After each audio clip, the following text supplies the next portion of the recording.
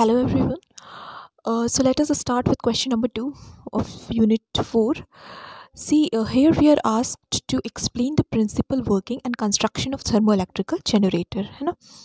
तो क्या प्रिंसिपल है जिस पे थर्मोइलेक्ट्रिकल जनरेटर वर्क करता है? तो principle is nothing but Seebeck effect, है ना? मतलब किस सिद्धांत पे आधारित है इसका काम, क्या चीज़ फॉलो करता है ना? तो अभी हमने सीबेक इफेक्ट पढ़ा था, है ना? सीबेक इफेक्ट क्या कहता है? सीबेक इफेक्ट ये कहता है कि अगर दो डिसिमिलर मेटल्स को आप ज्वाइन करते हो और इसके दोनों जंक्शन जो फॉर्म होते हैं, ठीक है, वहाँ पे अगर टेम्परेचर डिफरेंस समहाउ आप क्रिएट कर देते हो तो एक ईएमएफ डेवलप हो जाता है, ठीक है। उस ईएमएफ की वैल्यू कुछ ये गिवन है, ठीक। तो ये जो हमने फर्स्ट क्वेश्चन पढ़ा सीबेक इफेक्ट के बारे में, वो जो प्रिंसिपल है वो आपको यहाँ पे लिखना है, ठीक है, कि explain the principle of working and construction of the thermoelectric generator, ठीक है। तो प्रिंसिपल सीबेक इफेक्ट है, तो उसका स्टेटमेंट आपको यहाँ पे दे देना है, ठीक है। अच्छा, अब हम आगे बढ़ते हैं कंस्ट्रक्शन में। जो आपका थर्मोइलेक्ट्रिक जनरेटर है उसका कंस्ट्रक्शन किस तरीके से किया जाता है? अच्छा, अब जैसे नाम है ना थर्मोइलेक्ट्रिकल जनरेटर, तो जनरेटर है means it is generating electricity, है ना। और ये कोई ऐसा मैकेनिकल डिवाइस नहीं है, इट इज़ थर्मो इलेक्ट्रिकल, है ना।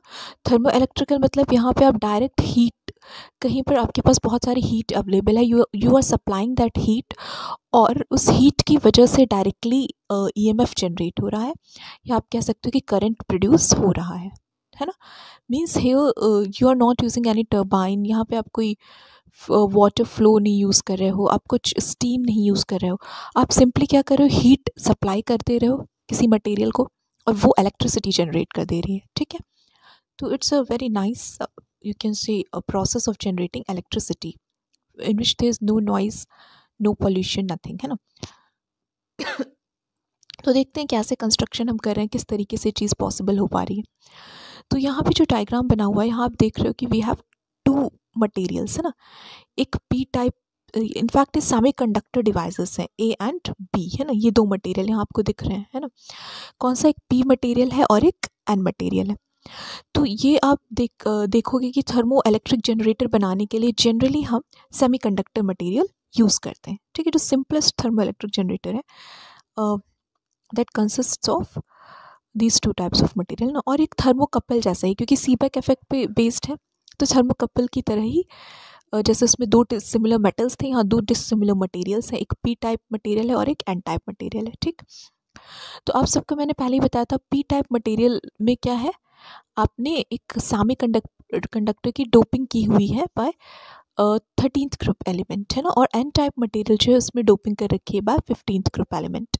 तो पी टाइप में क्या है हमारे पास, in P type material we have holes as charge carrier, है ना, holes as charge carrier, sorry carrier, है ना।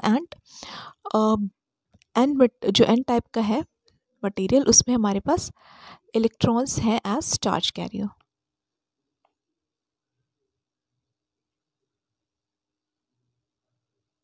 ठीक। अब हीट सप्लाई की हमने, ठीक है, यहाँ पे ये हमारा P material, this is an material, और नीचे हमने कुछ मेटेलिक फॉर्म में एक मेटल शीट शॉर्ट ऑफ जोड़ रखी है, ठीक है। इसके थ्रू हम लोड कनेक्ट करेंगे जिसमें हमें करंट चाहिए, ठीक है। इस लोड के अंदर वी वांट करंट सप्लाई, है ना। तो करंट यहाँ से जनरेट होगी, कैसे होगी वो देखते हैं। हीट यहाँ से आप सप्लाई कर रहे हो, है ना। अब जैसे आप हीट सप्लाई करोगे तो ये वाला जो एंड है ना, this will start what, it will be very, you can से यहाँ पे बहुत हाइट टेम्परेचर हो जाएगा, है ना। तो इसकी वजह से वाइब्रेशंस होंगे, यहाँ इलेक्ट्रॉन ब्रेक करेंगे, और जो एक्सेस कैरियर्स उनके पास एनर्जी आ जाएगी, दे विल स्टार्ट मूविंग, है ना। तो ये कहाँ से मूव करेंगे, from high temperature to low temperature, ठीक है। तो इलेक्ट्रॉन्स हमारे इस जंक्शन से कोल्ड जंक्शन पे आएंगे, ठीक है। तो यहाँ पे हमारे पास एक्सेस ऑफ इलेक्ट्रॉन्स हो गया। तो इलेक्ट्रॉन यहाँ, अगर हम एन मटेरियल की बात करें तो इधर इलेक्ट्रॉन इस डायरेक्शन में फ्लो हो रहा है ना, तो करंट की डायरेक्शन कैसे होगी, जैसे यहाँ पे शो की है इस साइड, क्योंकि इलेक्ट्रॉन की डायरेक्शन के अपोजिट डायरेक्शन में करंट की डायरेक्शन हम कंसीडर करते हैं, ठीक है। और वहीं पे होल्स के केस में क्या होता है कि होल्स की जो मूवमेंट की डायरेक्शन है उसी डायरेक्शन में करंट की भी डायरेक्शन होती है, ठीक है। तो पी मटेरियल में एक्सेस अमाउंट ऑफ होल्स है। Holes is nothing but absence of electrons, है ना, is considered as presence of hole. तो यहाँ पे भी इलेक्ट्रॉन्स इस साइड मूव करने लगेंगे और यू कैन से कि होल्स हमारे डाउनवर्ड डायरेक्शन में मूव करेंगे क्योंकि हाई टेम्परेचर से लो टेम्परेचर में चार्ज कैरियर्स मूव कर रहे हैं, ठीक है। ये कोल्ड जंक्शन है, हीट यहाँ सप्लाई हो रही है ना, तो ये हॉट जंक्शन बन जाएगा। तो यहाँ से फिर होल्स इस डायरेक्शन में मूव करने लगे और होल्स की डायरेक्शन में क्या फ्लो होगा, करंट फ्लो होगा, ठीक है। Okay, so I think this is clear to you. तो करंट हमारा इस डायरेक्शन से इस डायरेक्शन में फ्लो होगा, मीन्स लाइक दिस, ओके। तो ये हो गया हमारा थर्मो इलेक्ट्रिकल जनरेटर।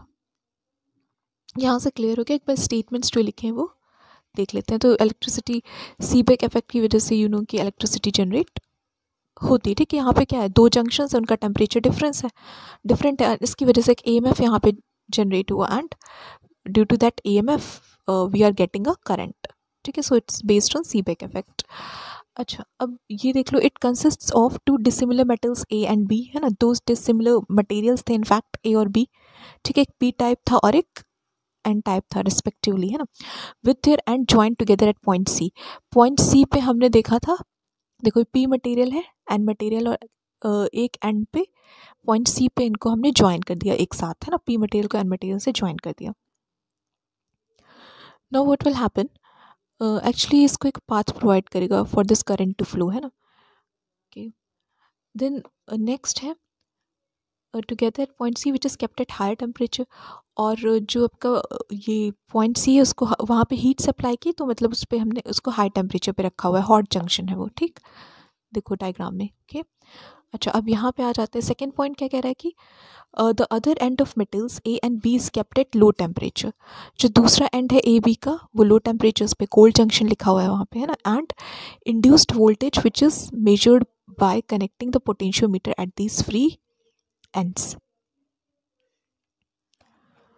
ठीक है। तो ये हमारे यहाँ पे फ्री एंड्स यहाँ पे अवेलेबल है ना।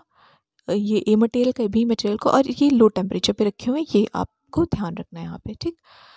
और जो इंड्यूस्ड वोल्टेज है, यहाँ पे ही वोल्टेज इंड्यूस होगा, तो वो हमें अब इसको मेजर कर सकते हैं पोटेंशियोमीटर से। This is what is written over there.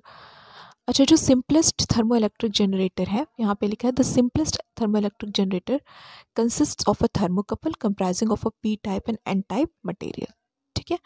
तो सबसे सिंपल, अगर थर्मो इलेक्ट्रिक जनरेटर बनाना चाहते हो तो आपको एक थर्मोकपल बेसिकली बनाना होगा जो कि P टाइप और N टाइप मटेरियल्स का बना होता है, ठीक है। तो P टाइप N टाइप क्या है, सेमीकंडक्टर डिवाइसेस।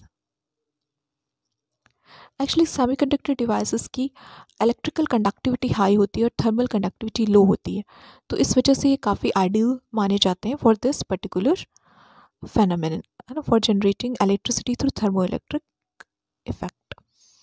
अच्छा, इसकी वर्किंग इन्होंने दी है, देखते हैं। See consider a metal bar whose one side is kept at higher temperature than the other.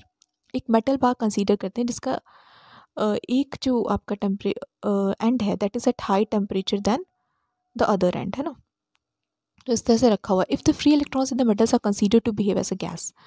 अगर आप ऐसा मानते हो कि जो इस मेटल्स के अंदर फ्री इलेक्ट्रॉन्स है सॉरी जो आउटर मोस्ट इलेक्ट्रॉन है, जो वैलेंस शेल में इलेक्ट्रॉन है, वो अगर फ्री है ना, to behave and they are just behaving as gas, है ना, तो क्या होगा, the kinetic theory of gas predicts that the free electrons in hot side of the bar will be on higher kinetic energy and will be moving at greater speed than those in cold side of the bar, ठीक है। तो it's very simple, जो high temperature पे वहाँ पे ज़्यादा kinetic energy है, low temperature पे लो काइनेटिक एनर्जी है, तो जिसके पास ज़्यादा एनर्जी होगी that will be moving at greater speed, है ना। It's very simple.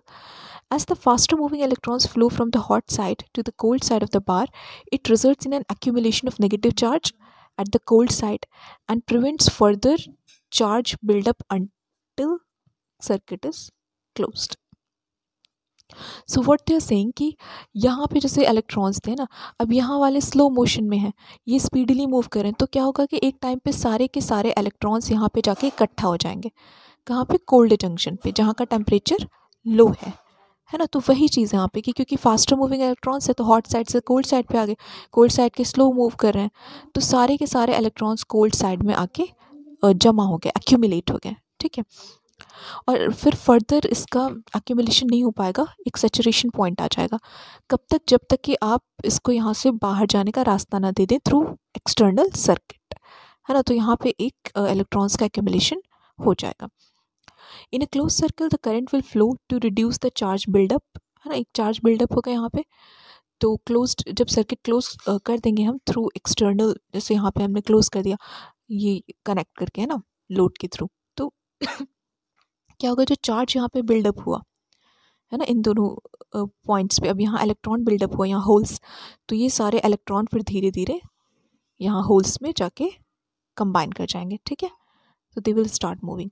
तो क्लोज सर्किट में क्या हो जाएगा, current will flow to reduce the charge buildup and will continue to flow as long as the temperature gradient is maintained, and will continue to flow as long as the temperature gradient, ध्यान रखना temperature gradient is very important.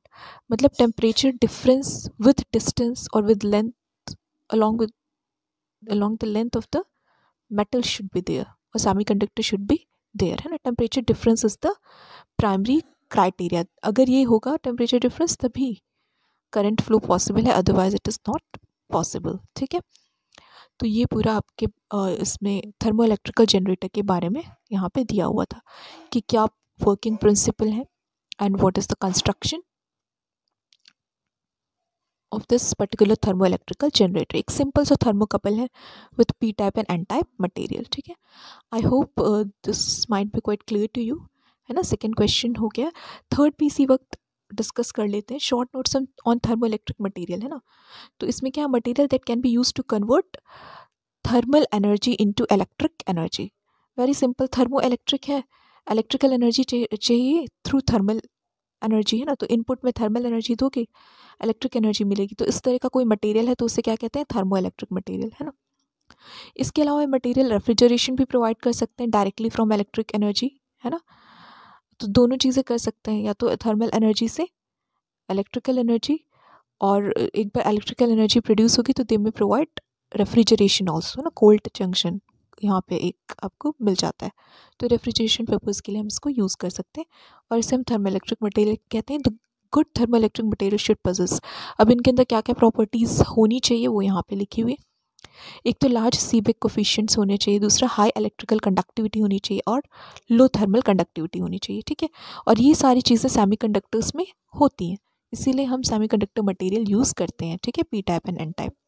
क्या होना चाहिए, ध्यान रखना, Seebeck coefficient जो हमने alpha S पढ़ा है ना, E is equal to alpha S T, EMF जो जनरेट होता है, तो ये जो अल्फ़ा एस है दिस शुड बी हाई, तो ज़्यादा ईएमएफ जनरेट होगा, है ना। तो इसीलिए जो मटेरियल है उसका सीबेक कोफिशिएंट कैसा होना चाहिए, हाई होना चाहिए। उसकी इलेक्ट्रिकल कंडक्टिविटी कैसे होनी चाहिए, हाई, क्योंकि हमें ज़्यादा करंट चाहिए, है ना। और वहीं पे थर्मल कंडक्टिविटी लो होनी चाहिए, है ना। तो ये चीज़ आपको यहाँ पे समझ में आ गई। अब एग्जांपल्स क्या है इसके, lead telluride, silicon germanium, bismuth antimony, bismuth telluride, है ना। तो ये कुछ आपके मटेरियल्स हैं which are used as thermoelectric material. That's all for this lecture, thank you.